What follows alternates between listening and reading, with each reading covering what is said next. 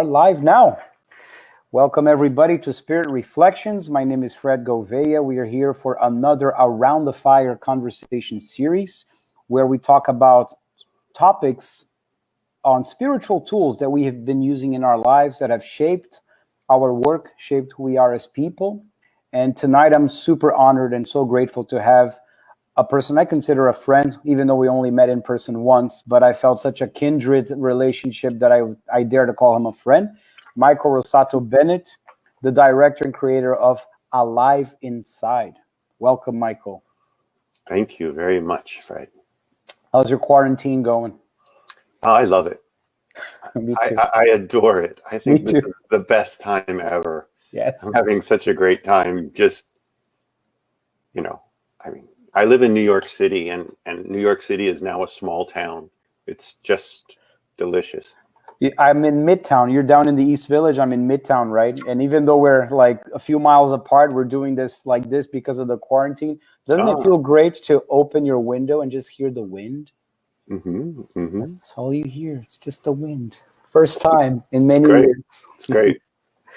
Michael, for those of us that have not watched Alive Inside, they're going to get a chance to see it afterwards because they just saw the trailer of Henry and his incredible reaction at the music that's fond of his childhood and his heart. And as a musician, I can totally empathize with the power that music brings to us. I wanted to ask you, though, since this channel is more centered around our spiritual journey, if you would like to share some of the spiritual moments you had in your life or tools that you used along the way that you found that may have perhaps led you to the movie or attracted you in that direction. Yeah, okay. So, all of us beings are on journeys, and sometimes we fight them, kicking and screaming, and I, have, unfortunately, I am a kicker and a screamer. Nice. I wish I were not, I totally wish I was not a kicker and a screamer, but I have been. Like many of us, I had a hard childhood. And the only reason I say that, sometimes I feel shameful to say that, but my parents had hard childhoods, and their parents before them have had hard childhoods. And so I'm sort of the long line of generational trauma. And truly, I think that's actually, it's interesting that we're in the time of COVID right now, and that a friend of mine said, COVID is Mother Nature telling the human species, go to your room and think about what you've done. Exactly. A child's been grounded, right? You've been grounded, and it's so poignant that this is happening now. This is a very interesting time. I think this is the first time in human history that spiritual development is a species survival requirement. Yeah. And so it really is great for people like us, because spiritual development in this point of time is not optional. Yeah. It's not optional for us. It's not optional for our audience. And we're at this stage where denial is no longer cute. Right. It's actually incredibly dangerous. Yeah. And we all know the challenges that our foolishness has wrought. And I think if we look at our own lives individually, we see we see the cost of our own foolishness. Yeah. And when you're talking about spiritual development, at any stage you are spiritually developing, probably, right, if you are attempting to be aware, and as you grow in age, as you grow in experience, as you grow in challenges,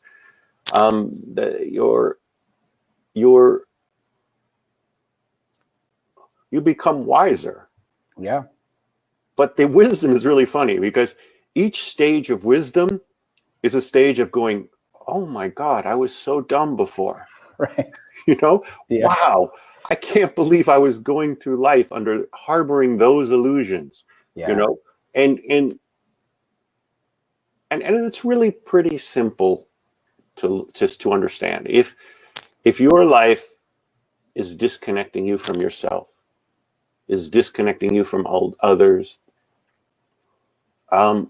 is disconnecting you from life itself, then you have work to do.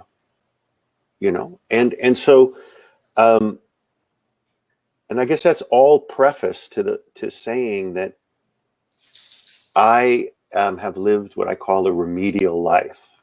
You know, like I feel like while other people are out there conquering the world, I'm just trying to get back to square one. You know, I just want to be where other people started. You know, like just I'll be happy if you just get me to square one. And so what happened was I was a filmmaker, and um, I wouldn't say I was the most successful. In other words, I had dreams, but had no way to get my dreams to reality. And I had a small job. A nonprofit asked me to make a short film about bringing music to elders in nursing homes. And in the process of this, it was almost accidental in a way. We started giving music to people with dementia and music from their childhood. And the effects in the beginning were kind of interesting, just interesting. And so I was asked to make like a 2 or 3 minute film about this process so we could raise some money maybe for this nonprofit to do this work. And I don't know, the first or second or third elder that I filmed was Henry. Right. And Henry was a 94-year-old man who had sat in a hallway for 10 years. 10 years. 10 years. 10 years, he moved from his bedroom. They dressed him. They sat him in the hallway. And he literally sat like this. You know, I mean, I want to break your heart. For 10 years, this man sat like that. So he's really advanced stage here, dementia, right? Yeah, I mean, he had all kinds of problems. And then they would wheel him to the cafeteria for some food, which was literally 2 doors down, then park him back in the hallway, then undress him, put him in his bed. That was his life for 10 straight years. And we found out what the music was from his childhood. We put it on his ears, and we watched. Yeah. And you can see, I'll put a link to that part of the film. Henry came alive. He went, oh, you know, and he started, you know, and you know, singing, woo, and it was amazing to see someone go from dead to alive. And I was, you know, I thought that we had discovered the cure for Alzheimer's. Right. I did. That's how naive I was. And when he woke up, I got chills all over my whole body, you know. And why did I get chills? You know, Yeah. why did other people see this clip? It's the clip I want to share with you is 6 minutes long. Right. And it went worldwide viral. 6 minutes, right? And it wasn't meant to go viral. It was just an accidental posting. It was hidden in the back of somebody else's website. And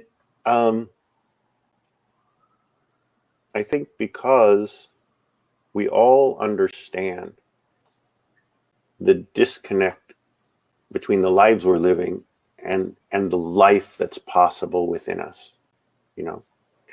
And, you know, I think each of us could ask ourselves, you know, okay, so here is no life, dead, and here is the ultimate life you are capable of, you know. where do you fit in that scale? Where are you living right now? You know? And if you're anything like me, you know, the art of spiritual exploration Right. is attempting to move, you know, on that scale, you know, towards more aliveness. And what is aliveness? Aliveness is you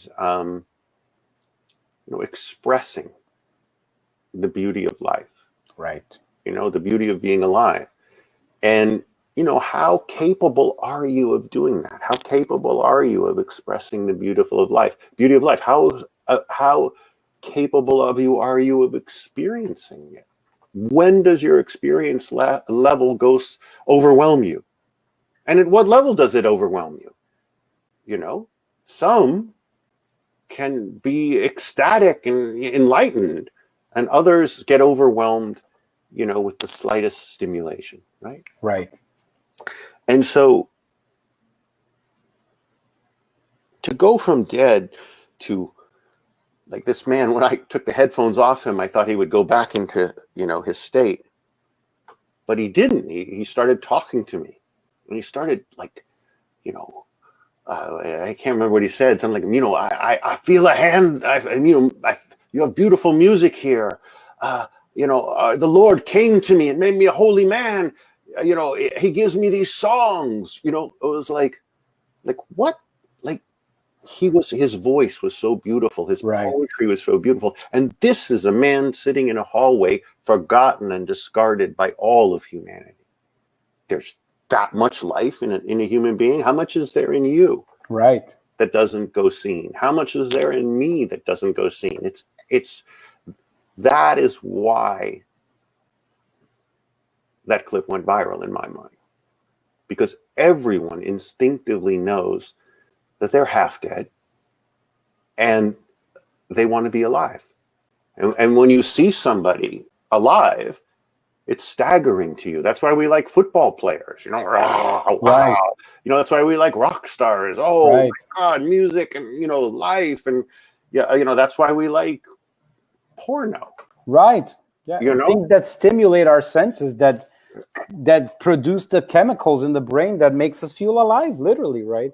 And now it's so curious that we're in this moment of quarantine, because all these experiences, rock concerts, football games, where the joy of the touchdown, the moment that brings this collective catharsis of joy is we're not able to experience anymore. And you even mentioned in part of the work that came as a result of Alive Inside, how you're bringing school children to be with the elderly and help them to program their iPods, sit with them to experience with them the joy of the music that they loved as when they were kids, to create this connection between the generations. What are some of your thoughts as to how we're going to be able to do this going forward, post-COVID? Well, I mean, like, honestly, these elders, like I said, like, are hidden away in our culture. They're forgotten. We want to forget about our own mortality. We want to forget about our elders. And in a strange way, our children are being treated the same way. We're like, here's an iPad, you know, call me when you're 21. Right. You know, like, here, go through 20 years of brainwashing, and then let's talk. You know, when you've been rendered trained. To what? Trained? What are you being trained for? You know? So anyway, what I learned was, you know, I spent a couple of years just trying to wake up these elders' minds with dementia. And then I realized that, okay, you wake them up, but to what? Right. What's the next step? What's the next step? And what is the real pain? And it's the same pain for them as for you and I. Right. Yeah. You know, it's the pain of being disconnected, you know, and our culture is broken in many ways. Right. It's literally sabotages our wiring and makes us all somewhat demented. And interestingly, music, one of the powers of music, it's interesting you called this what, talks around a fire? Yeah, conversations around the fire. Yeah. So I have a thesis that I developed, which is, I've never heard anybody else say it. And it has to do with the fire. And it's very simple. And it goes like this. Every single technology, base technology that humans have created for themselves, evolutionarily, happened around a fire. Yeah. A circle of people around a fire. For probably we don't know how long this process took. It could be 300,000 years. It could be 1.4 million. You know, we thought that fire only went back 700,000 years, but now we have some evidence that it went back 1.4 million years. So it's ancient. It's ancient. But what are these technologies? You know, they are music.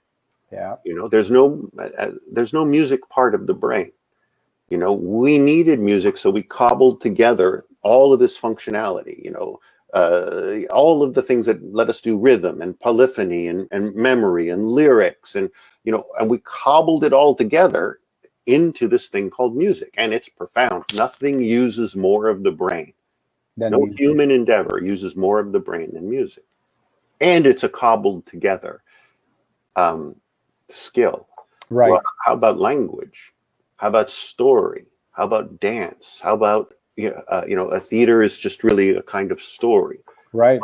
But empathy, love, okay? And these all have survival ramifications. You know, empathy, survival. Anyway, the point being that the real functionality of music, when Henry listened to that music, what did it do? It took him back to his teenage years, his becoming.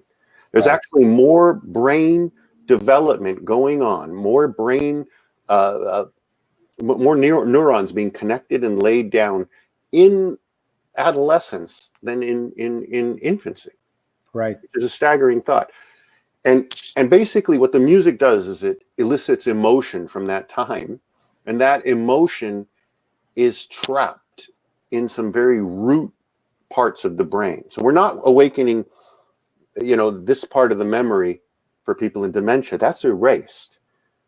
When you get down to movement and emotion, you're sitting around the fire again, basically. Primal. You're back to when you were becoming. Yeah. You know, and the emotions of becoming that are like held in your movement systems and your emotion systems, and there's these ancient pathways for us, right, that we actually have left in adulthood when we're up in the forebrain, and you know, but they're root parts of the brain. And I forgot what I was going to say about that. the technologies that have been created around the fire. All right. Oh yeah. So what I was. Oh yes, exactly. So you know, what is the function of music? Right. What is it? Why do we groove together?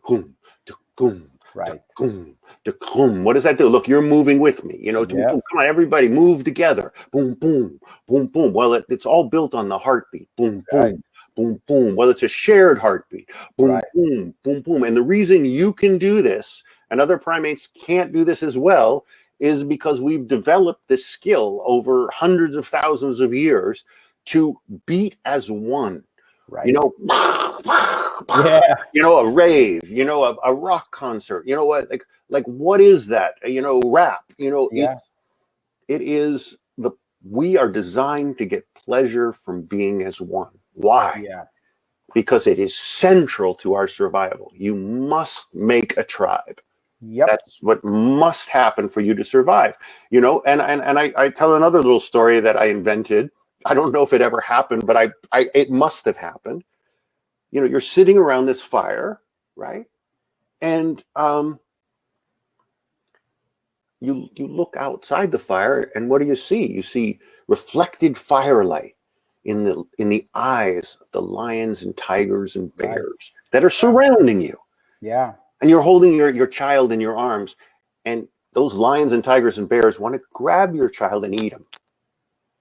You know, but you've been hunting and gathering all day long, and you're tired. Yeah. You're actually too tired to protect your child. So you start falling asleep. and but they're going to get your child. So you look across the fire and you see another human being, one you've done music with, one you've done dance with, one you've shared story with, one who you've traveled with, and you look into their eyes and you want one thing from them, the answer to one question. And you look at them and they nod and they know your question. And their answer is this, and it's very simple. They look at you, and with that look, they say, sleep. Your life means as much to me as my own. Yeah. That's it. That is the history of all civilization. And when you leave that, when you cannot look across the room and be met with the eyes of someone who says your life means as much to me as my own, you're lost. Like when you are in love and when you are deep in family, you look at that other person and they give you that eye. Like, why? Well, we've got to get these kids from infancy to strength, 15-year journey. I am with you. Yeah. We are both committed to this journey. And then the kids go off and grow away, and you look at that person again and you say, wow, who are we together? We've lost our mission. Right. And so the mission of our communal survival is so powerful and so deeply wired into us. So it's just a long way of saying that I looked at these old people and I said, wait a minute, what do they need? They need a feeling of being connected to their own tribe. Yeah. And I looked at young people and I'm like, oh my God, you poor souls. Yeah. You've been sold a bill of goods. I like the Breakfast Club idea. Right. It's terrible. Yeah. It's terrible. Yeah. Look at the perfect example of the need for let me tell you what that survival. idea is. Let the Breakfast Club idea, just so you can respond. Yeah. Yeah. The Breakfast Club idea, which is rampant in our divide and conquer culture, is, don't trust any elder. Don't trust anyone over 30. We have suffered together. That suffering draws us, binds us together, and we can raise ourselves. And that is utter nonsense. Humans are fragile animals that must be raised. And raising is wisdom transferred through time. From the older generation, yeah. From experience, from failure, from pain. It is one person saying, look, don't touch that. It's going to hurt you. Exactly. You don't need to learn that on your own. Yeah. I was just pointing out it's the fact that it's 7:00 and we are hearing massive applause and screaming outside our windows because of the communal tribal feeling of having to rely on one another in a moment of COVID. Every night at 7:00, right, people all over New York are going out their windows. They're expressing a cry of joy, almost like a cry of battle, as a reassurance, reaffirming to themselves, we are alive, we're still going to survive this, we're going to make it. And a gratitude cry for those that are in the front lines, right? There's something so primal and so tribal about this gesture, right? I mean, look, the whole COVID response is so amazing to me. Yeah. Okay, what's so amazing to me is, I guess there's a little bit of self-concern. People don't want to get sick. They're interpreting this as their own death staring at them in the face. So I don't want to get this terrible boogeyman thing. Right. There's a little bit of selfishness involved in that. But on the other hand, the fact that like so many billions of people have made a choice and have worked in unison, on a level that's never happened before. Yeah. Like, what's more interesting is not the response, not the caregivers, not the medical heroes. It's the species' capacity to act as one when necessary. Yeah. It gives me massive hope. you know. And I think the massive hope that resonates in everybody's minds right now is that they are bearing witness to a self-imposed isolation on a global level, where the light of this fire is being shared in the privacy of their homes through countless Zoom calls around things that people are passionate about, their hobbies, things that they have never prioritized before because they were too busy doing other things, being trained to, get superficial things out there. But now many of them are actually finding the time and the need to huddle around a fire that they're passionate about. That doesn't make it on the news, though. What makes it on the news is only the worst of this moment. And so we are talking to a lot of people who are super scared, super paranoid, super freaked out because they're just being fed the steady diet of the news, and they're not being vigilant about the amount they're choosing to consume of that, right? So I just hope, this is my hope, that we're going to go down the road a few months from now and look back and say, man, we shared so many amazing insights with each other. We shared so many spiritual, philosophical, we bonded with the neighborhood in so many ways. We bonded with our family from far away because of the quarantine, because of the technology for the first time actually allows us to have these remote fires, That's interesting. That's interesting. I applaud your hope. That's great. That's well, great. I mean, it is spirit reflection. So we share. Here's what I was going to ask you next. Like, what have been some specific tools that you have found useful in your journey that have allowed you to cope in the darkest moments? It can be anything, or even a lack of anything, a scientific tool, a philosophical tool, a religious tool, a spiritual tool, a tool. I don't know. Any practice, any. Yeah, there are a couple practices, and most of them have appeared when I was most lost. I actually had shot the film Alive Inside, and I don't know if your audience knows, but one of the biggest miracles of my life was that it got accepted to Sundance Film Festival, and 12,000 films were submitted, and 8 were chosen for competition. Wow. In the U.S. documentary category. And then, that was the most insane thing. And then the film won the audience award at Sundance. Over this 10-day festival, it was the favorite U.S. documentary. And it was just unbelievable, the experience of that.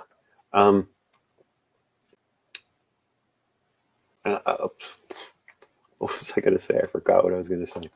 That these tools came to you at the darkest time. Right. Yeah. So I'm just saying, you would say, oh man, what a great filmmaker, but I had shot the whole film and I couldn't put it together. It was just sitting there. And I couldn't figure out how to, normally in a story, each character has an arc.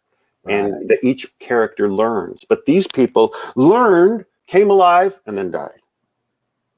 And they didn't learn, And so how do you tell a story about that? It's completely outside of our way of telling stories. And my brother saw I was in trouble. He said, "Come on, Michael." And he takes me into the woods and meet these other people.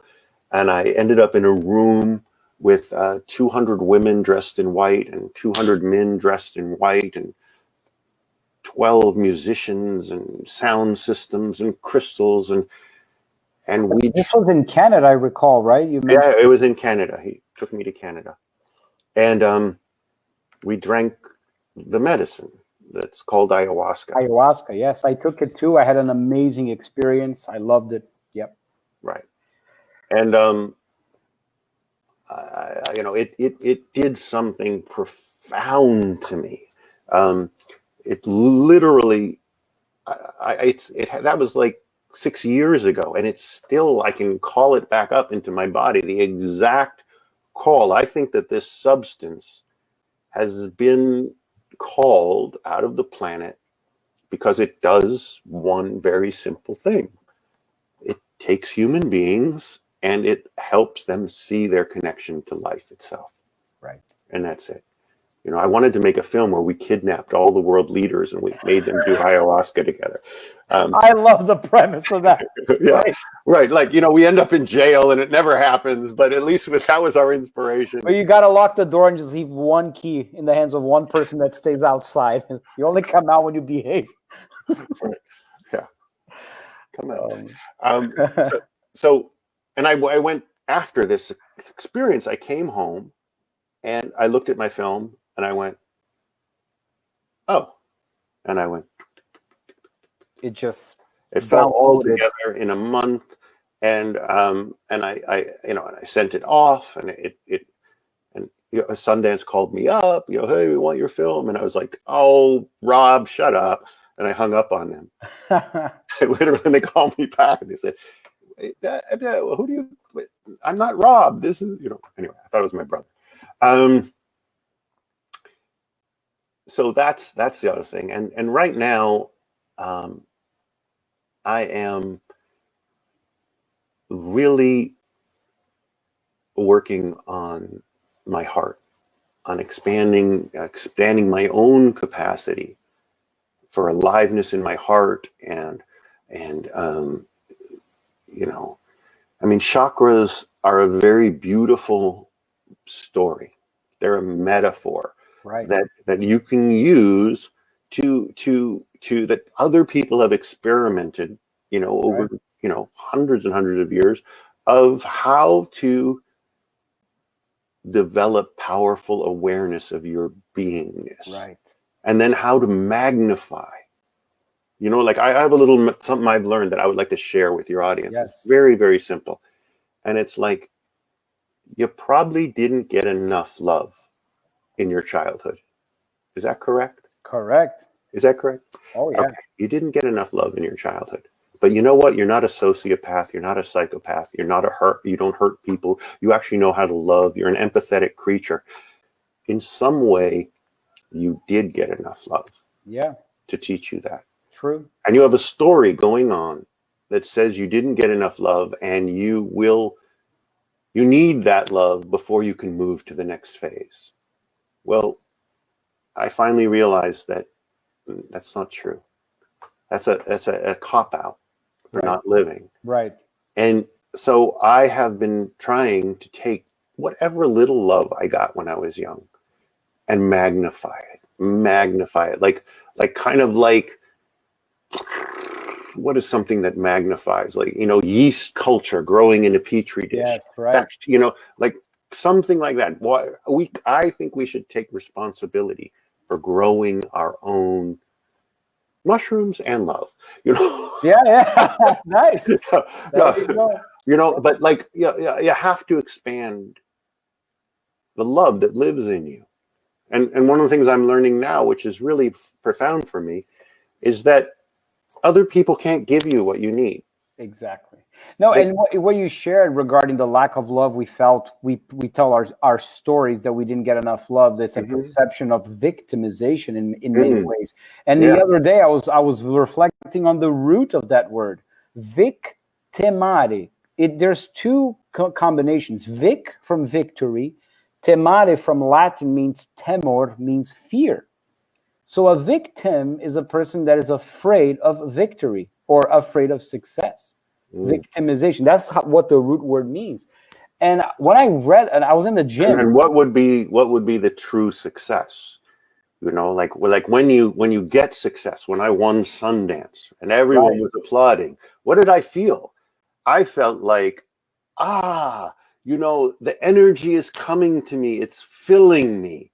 You know, I am okay. Yeah. I am good. I am honored, right? And so the victory that we're afraid to feel, you know, that we, you know, is in this crazy culture, we're not allowed to fill ourselves. Exactly. And I saw an interview where you mentioned courage. And that's another word that I was reflecting on. I was like, oh my God. Cœur is heart in Latin and French. Cœur, right. Age is agency, meaning the act of. So acting from the heart is to act courageously.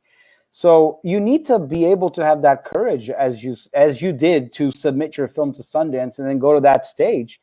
Because then when you're acting from your heart, you're acting courageously, then Yeah, you you know, won't be stuck in victim anymore.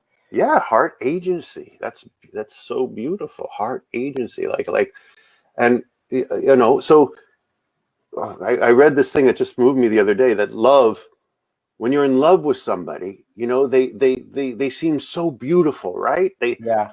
You know, and what they're really doing is reflecting back your own beauty. Oh yeah. You know, so Totally.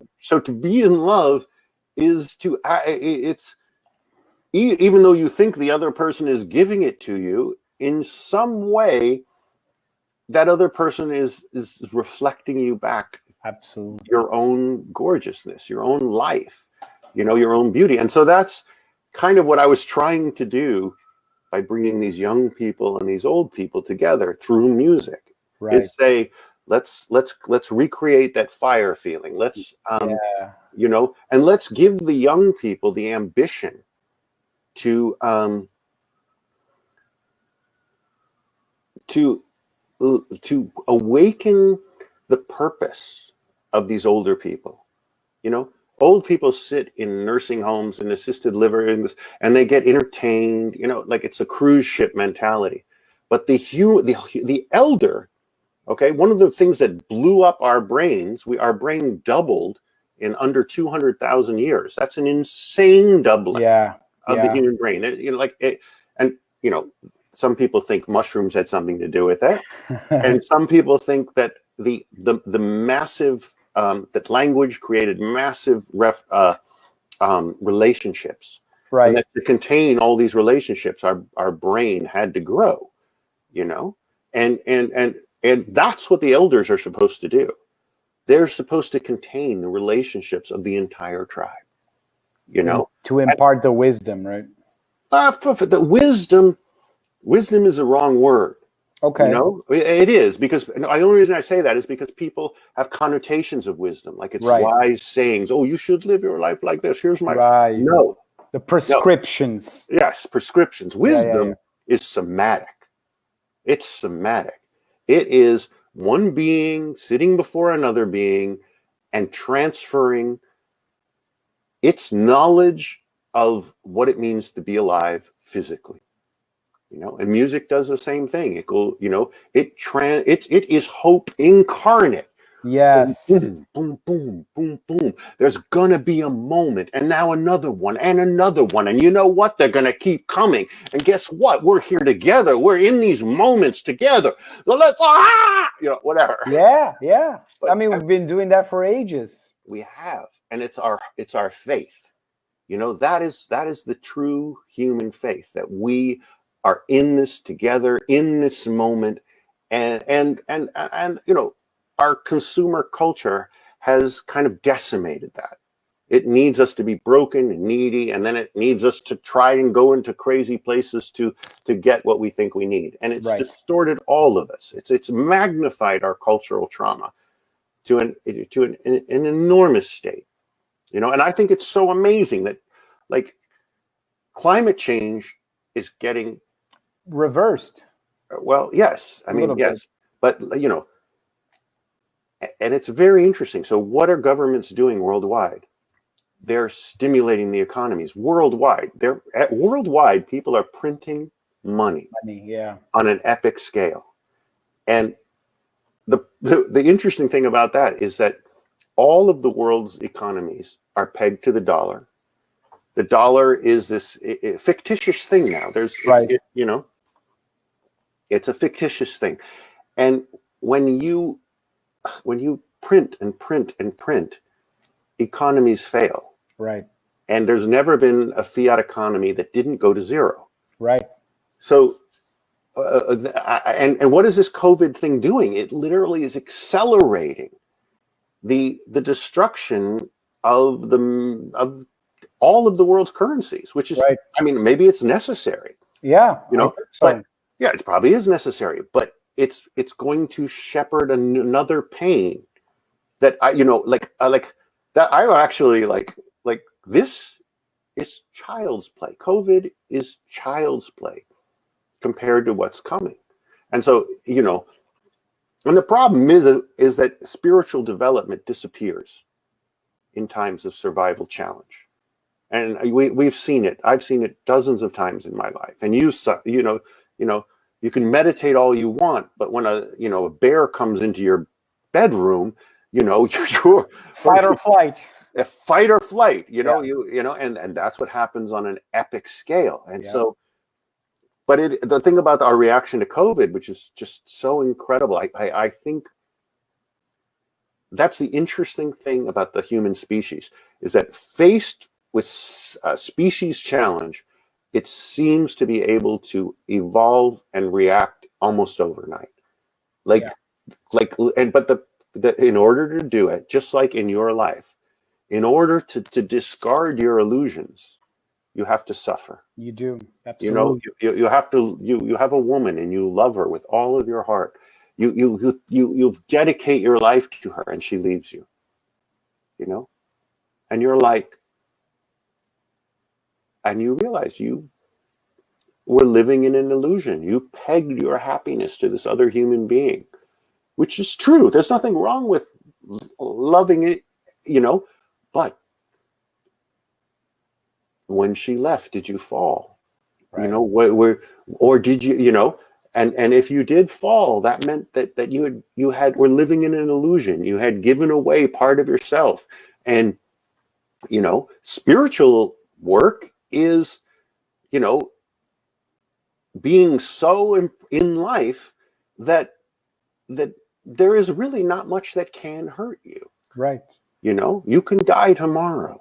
You know, you can love massively. You've seen composers of music all over the history that their coping mechanisms in their darkest times have been to turn to their creative geniuses and compose some of their most brilliant masterpieces exactly during their darkest periods. And in a way, that's probably what I think may have happened to you during Alive Inside and in the future too, you know. And I think, as you're mentioning about shepherding a new world after this whole monetary crisis ends, I think we'll have new values, sets of value, not just ethic from an ethical point of view, but actual value of transactional value. And here's hoping that this new value centers more around the feeling of community, the feeling of connecting between generations around the fire with music for the sake of transferring knowledge, like you said, and transferring joy in the music, in the art, and in all the talents that we share here. So yeah, I do want to honor the fact that you need to go. So I do want to thank you from the bottom of my heart and send you a big hug, heartfelt, here from Midtown all the way to the East Village. and thank you to your audience, and I hope you all can magnify the love that you received when you were when you were forming. And I hope that you can magnify that love. And by that, I hope you can learn that you can magnify your joy as well. And your courage, your heart agency.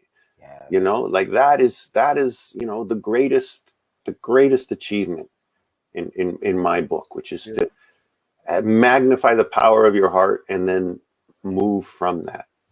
That is fearless living. That will be a journey worthwhile to tread on. Great. Michael, well, thank you so much. Talk to you soon. Take care. Bye-bye. Bye.